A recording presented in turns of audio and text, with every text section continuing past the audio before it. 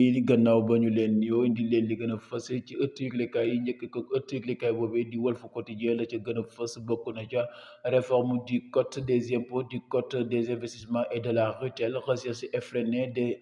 financements. Les députés de Pastef bénissent la surtaxe. L'opposition réclame la suppression des fonds politiques et la baisse des salaires des DG. L'AP dénonce une pression fiscale déraisonnable noonu la ko fësalee ci xëtam bu njëkk moom Walf Quotidien dikkat nag ca loi ba ñu doon wote démb jëm nag ca surtaxe ya ñu nar a amal ci réew mi mu mel ne nag député Pastef ya ñoom ànd nañ ca la nga xamante ni ministre des finances indi na ko démb ci assemblée nationale ngir nag ñu yokk yooyee taxe waaye opposition bu moom la mu bëgg mooy nag ñu dindi li nga xamante ni mooy fonds politique yi te yenn salaire yi nga xamante ni nag DG yi dañ koo am mu jéggi dayo ñu daal di koy wàññi. AFP moom la mu bëgg mooy nag te wax ko mooy li nga xamante ni daal pression bi ñu jëfee ci fiscalité bi daal dafa jéggi doyo lool te ñoom jàpp nañ ne loolee jaarul yoon noonu la ko xamle ci xët bu njëkk Walf Quotidien ñoom ma dem ci beneen ëttu yëglekaay. Turbine dans l'attente de la décision du FMI, le Sénégal cherche 300 milliards de francs CFA, nos euro-obligations chutent de 1,8%. Les partenaires financiers dans l'expectative une perte de 1,8% ce mois-ci, faisant du pays le seul en Afrique à afficher un rendement négatif noonu la ko fësalee ci xët bu njëkk moom Turbine dikkaat nag ca li nga xamante ni mooy gafak Sénégal gi nga xamante ni nag moom lu bëri def cee ndërmeelu lu toll nag ci 1,8% ci eurobond yi nga xamante ni Sénégal doon na ko am mu mel ne nag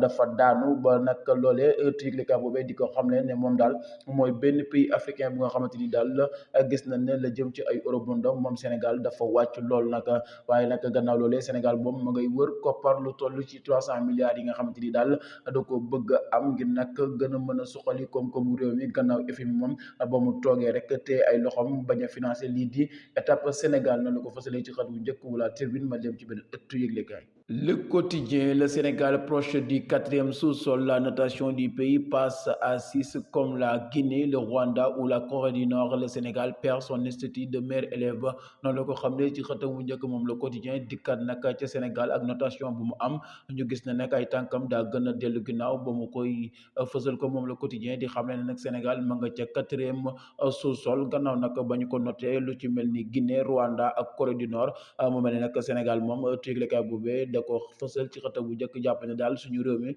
fi mu nekk nii nag statut de meilleur élève ba mu amoon daf caa gën a dellu ginnaaw fi mu nekk nii nag Sénégal doonatul exemple ci yeneen i réew yi noonu la ko xam ne ci xët bu njëkk wu le quotidien ma dem ci beneen ëttu yëglekaay. Sud Quotidien, révocation de Barthélémy Diaz de la mairie de Dakar, la Cour suprême clôt le dossier noonu la ko xam ne ci xëtam bu njëkk moom Sud Quotidien dikkaat nag ca décision ba mu jël moom Cour suprême ak gannaaw kii nag di ex maire bu Ndakaaru Barthélémy Diaz defee ab recours ca leen ko jëlee ca maire bu Ndakaaru waaye recours boobee nag dafa mel ne Cour suprême da ko mujjee gàntal nag mujjeewul ànd ak kii di Barthélémy Diaz ba loolee waral nag Barthélémy Diaz moom ñàkk na maire bu Ndakaaru définitivement gannaaw nag Cour suprême dogal ba mu jël ca moom noonu la ko xam ne ci xët bu njëkk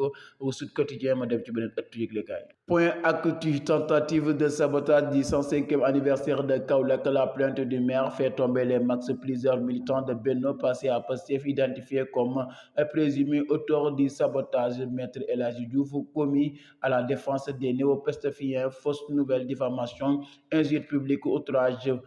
menace de mort et sabotage sont les infractions visées. L'alliance d'ex-militants de Benno à Pastef inquiète l'entourage du maire Serigne Mboup mu xëy fasal ko ci xëtam bu njëkk moom point actu dikkat nag ca coow la am diggante ñi nga xamante ni nag ñooy waa Pastef ak kii di maire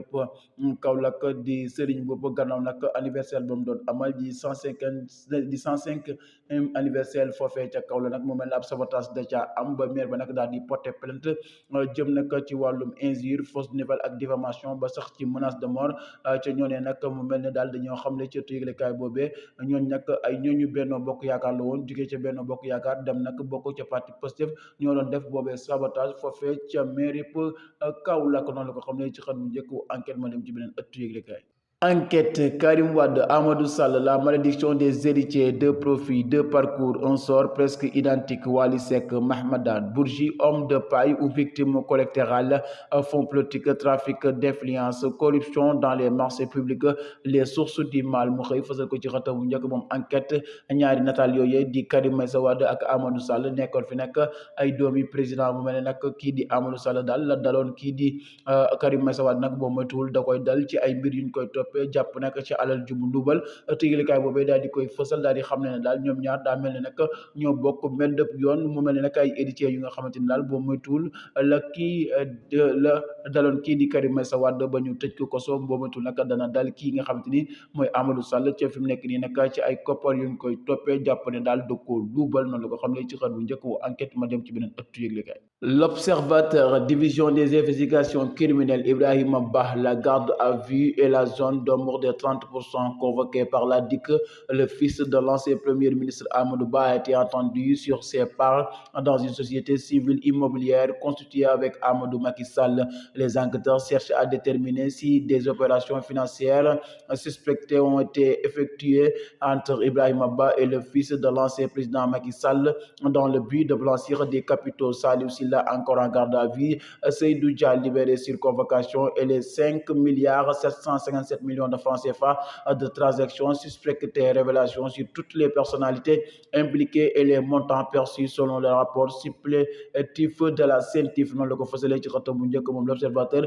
dikkat nag ca convocation ba mu am kii di Ibrahima Ba nekk fi nag doomu kii di Amadou Ba di ancien ministre bu Sénégal moom nag ca coow lañ koy toppee diggante moom ak Amadou Macky Sall di doomu Macky Sall nag ci ab entreprise ba mu am moom nag mu am ca 30% entreprise boobee nag dañoo jàpp ne daal am na ak alal gu fa doon jaar enquêteurs yi nag jàpp ne mel na dafa am ab blanchissement d'argent bu doon am seen diggante mu mel ne transaction yooyu nag fi mu nekk nii nag enquêteurs yi ma ngi koy topp diggante Ibrahima Ba ak kii di Amadou Macky Sall di doomu Macky Sall nag ba xam loolee amul dara lu ca lëndëm lu toll nag ci 5 milliards 757 millions yi nga xamante ni am na ci ak transaction loolee nag mu am lu nga xamante ni jaaxal na ci enquêteurs yi ba ñu koy topp ca biir moomee noonu la ko xam ne ci xët wu njëkk boo ma dem ci beneen ëttu yëglikaay. Rewmi Sport, Ligue des Champions, le Barça s'impose à Newcastle, Manchester City vient à bout de Naples, Monaco s'écroule à Bruges noonu la ko xam ne ci xët wu njëkk moom nag dikkat ca match ba doon am diggante Newcastle ak Barça ca Ligue des Champions ba nag Barça daal di mujjee am ndam ca kanamu Newcastle ñaari bal ci benn la ko dóor diggante Manchester City nag ak Naples. Manchester City nag bu jaa génn ak ndam ca match boobee. Monaco moom daa mujjee am défaite ndërmeelu foofee ca Bruges noonu la ko xam ne ci xët wu njëkk bu Rewmi Sport ma dem ci beneen ëttu yëglekaay. Tribune Sport, mise à jour du classement du FIFA de septembre, l'Espagne leader, le Maroc 11e, le Sénégal n'avance pas noonu la ko xëyee fësal ko ci xët bu njëkk moom Tribune Sport dikkat nag ca classement FIFA ba mu amal ci mois de septembre bi jëm ci équipe nationale yi nag Espagne moom moo ca jiitu jël première place ba 11e place ba nag Maroc moo ko occupé. Sénégal nag moom place ba mu amoon ci classement FIFA ba léegi fa la nekk delluwul ginnaaw waaye tamit avancé wul benn yoon noonu la ko xamle ci xët bu njëkk wu Tribune Sport mbokk yi fi gënoon fës ci yëglekaay yi ñu la ko doon déggee jërë ngeen jëf.